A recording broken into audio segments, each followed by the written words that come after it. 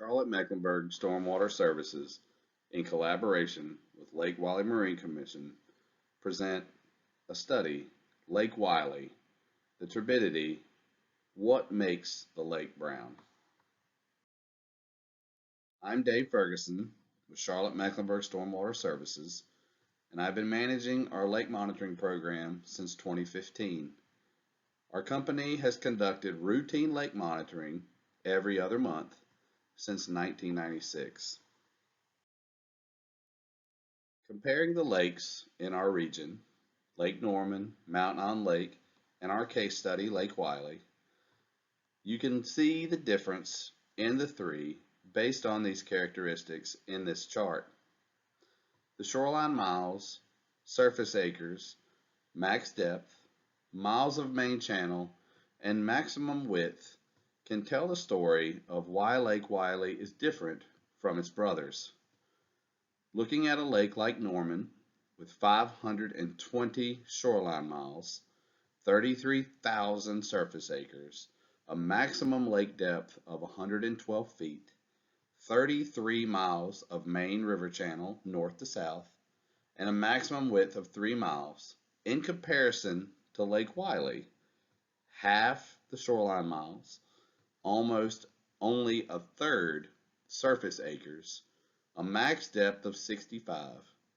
However, almost the same amount of miles of main channel north to south, and about a third its maximum width, tells the story that Wylie, in comparison to a large reservoir like Norman, is about half the size and half the thickness, but almost just as long, while being half as deep. This paints the picture that Lake Wylie is a thinner, quicker, more narrow moving lake, and Lake Norman is a wider, deeper, slower moving body of water in comparison. Mountain Island Lake, the lake in between the two, is much smaller and won't be used quite as much as reference to show the difference in Wylie and how it behaves differently as Norman will. But we'll get into that a little bit in the presentation. When you talk about sources of turbidity for each reservoir, you can look at its major contributors as the tributaries that feed the lake directly, carrying any kind of sedimentation and turbidity due to stormwater runoff or just ambient creek flow. The picture on the left is Lake Norman, and the red circles show its major contributors of turbidity, mainly the upper portions of the lake where it turns more riverine, showing the major tributary creeks that carry runoff into the lake directly. If you look at the lower end of Norman, down picture a little further south, you can see that none of those major creek coves, side arms are actively flowing.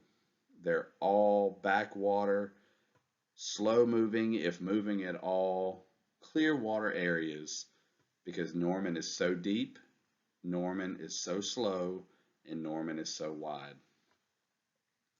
The little lake in the middle is Mountain Island Lake, where Charlotte and Mecklenburg County get 90% of their drinking water. Much smaller, much quicker to turn over from top to bottom. You can see the sources of turbidity for it are smaller and fewer in number, especially than Wylie on the right. Its major contributors are going to be the small creeks upstream and the larger creeks downstream that have a little bit more susceptibility to stormwater runoff from impervious surfaces. Wylie on the right, much more red circles.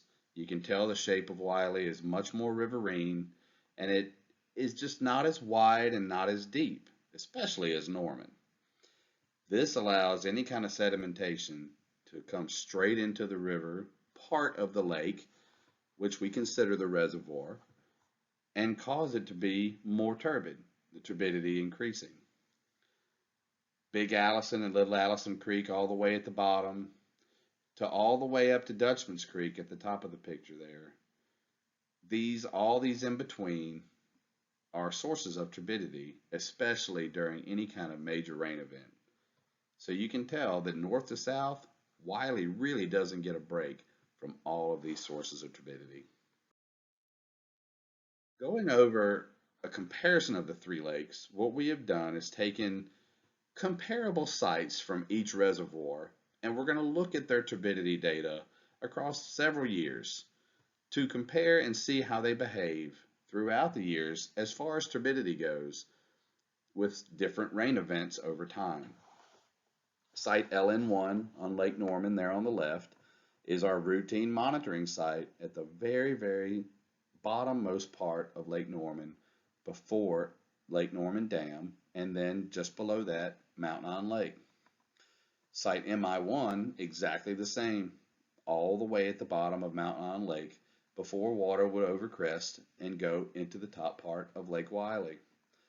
Lake Wylie has two sites shown on this picture on the right there.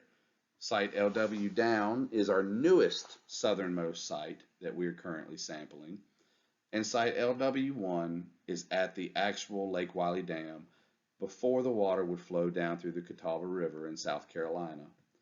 The reason that our most recent and up-to-date site moved from LW1 to LW Down is to better focus on the massive neighborhood development concerns going on in the Palisades neighborhood just at the southernmost part of Mecklenburg County on the eastern shoreline. This has been a major concern of Charlotte-Mecklenburg Stormwater Services for some time now, and the massive amounts of development called for a more direct approach in our routine monitoring of the lower part of Wylie. Looking at this chart since January of 2015, our sampling efforts show all three lakes and how they behave over time, showing rain events and ambient conditions alike to compare each of the three dam sites.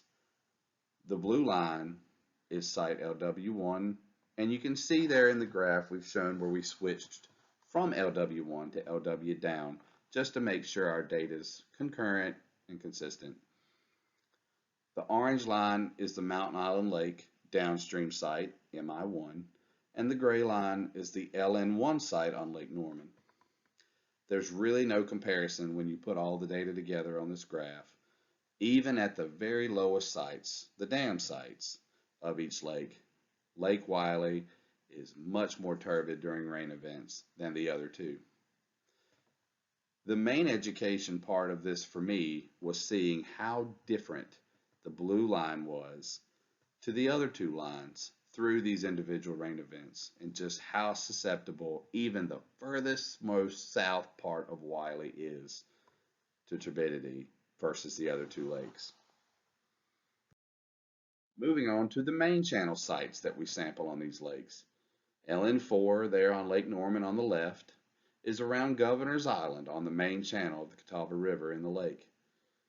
It's basically in the middle of the lake on the deepest river channel part, showing the contributors coming from the river before they ever get near the dam. Site MI9 there in the middle on Mountain Island Lake is very similar. That site is at the Charlotte Water drinking water intake location, which we also monitor every other month routinely, and is very similar in how it behaves, being in the middle of the main channel below the turbidity inputs of Gar Creek and McDowell Creek before the water ever has a chance to get near the dam of the lake. Lake Wylie's main channel site is LW225. You probably know this as the Buster Boyd Bridge area of Lake Wylie, a very popular landmark on the lake. This site also does the same effort for us, checking the main channel below many inputs of turbidity before the water ever has a chance to get near the dam. These three sites are displayed here again, similar to the previous graph. The blue line again, Lake Wylie. That's site LW225 at Buster Boyd Bridge. The gray line and the orange line are Lake Norman and Mountain Island Lake, the same sites we just talked about, middle of the main channel, way away from the dam. So you can see here your turbidity levels do have a little bit more variety to them because the water has not had a chance to get down near the dam and slow down, allowing any kind of particles of sedimentation to fall out before the water goes through the dams. Again, the education here is how different the blue line of Lake Wylie is during these rain events than the orange and the gray line of the other two lakes. We learned that Wylie at the main channel is still tremendously more susceptible to turbidity issues than its two brothers. Pulling out a little bit more data, we're going to look at some major creek monitoring sites on each lake, just to compare and keep this consistency going. On Lake Norman, we've got site LN9, which is a routine site that we monitor in the main portion of the Davidson Creek area, the northeast area of Lake Norman, and site LN2, another routine monitoring site in the Ramsey Creek portion. And if you know Lake Norman, the Ramsey Creek area is where the very first ever Mecklenburg County Park and Rec operated swim beach was installed just recently. Mountain Island Lake has site MI3 and MI6A. MI3 is McDowell Creek. MI6A is Gar Creek. Both of these major tributary inputs to Mountain Island Lake and not on the main channel, so we can kind of see what each of these coves has to offer. Wylie, very similar indeed as far as looking at major tributaries. Site LW3C happens to be in just about the worst body of water for turbidity on the entire reservoir, the South Fork Catawba River. LW4 is Paul Creek Cove, a major contributor of sedimentation to Lake Wylie due to all of the airport construction and runoff there happens to be due to all of the impervious surfaces around the airport. So we're going to look at those now. Here again, the graph is a little messy this time because we're looking at individual creek coves as opposed to major single sites. However, you can see where the rain events do occur at the peaks of each of these lines. A common trend pops out again as the blue line with the dot is the South Fork Catawba River, and it is far and above more turbid more often than any other body of water in the entire chart. The other creeks do have their episodes of turbidity, which is to be expected during heavy rain events, but the consistency that the South Fork Catawba River has as a taller line, a more bouncier line, shows just how susceptible it is to turbidity issues.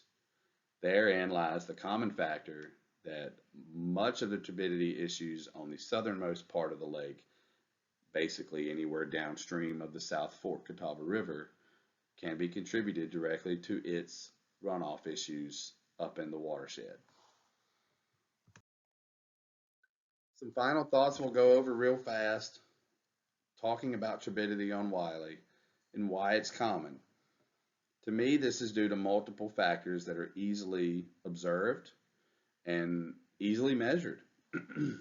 Wylie's narrow and it has a very riverine shape. This does not allow for the water to slow down when coming from stormwater runoff or other factors from the major input tributaries. It is basically a free-flowing river type lake that has lots of major creeks with lots of development and issues on them, and there's just no opportunity for the water to slow down its speed and its flow to allow these particles of sedimentation to drop out and let the water clear up. Wylie also has shallower main channel depths. This in turn also allows for the water to keep its speed and not form a deep basin anywhere in its river channel, especially like Lake Norman, to allow settling of particles to let the water clear. We've spoken at very much length about the numerous large tributaries directly flowing into the lake.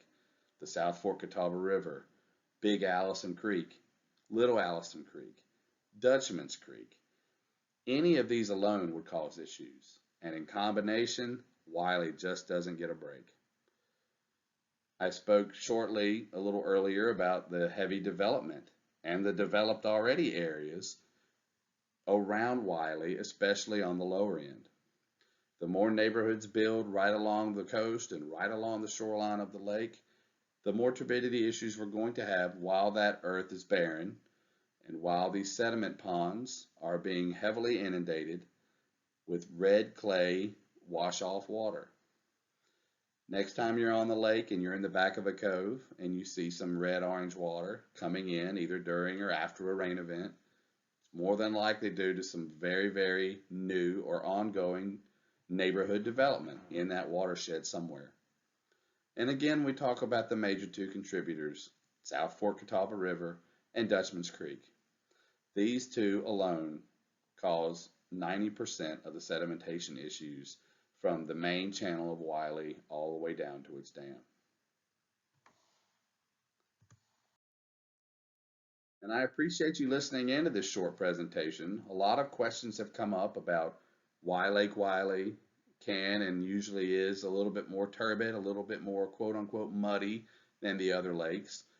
And maybe now you can kind of look at a map and look at how the lakes behave and what's coming into the lakes and figure out, exactly where that turbidity is coming from. And this is just a small portion of what we look for in our stormwater monitoring and why we consistently keep our routine monitoring up to help better protect Lake Wylie for the future. I'm Dave Ferguson, an Environmental Specialist 3 with Charlotte-Mecklenburg Stormwater Services, and I really appreciate you listening into this short little presentation on Lake Wylie. And if you need anything going forward, please do not hesitate to send me an email. I'd love to talk to you about lakes, especially Lake Wylie, and what we can do together to help protect it. Thank you very much.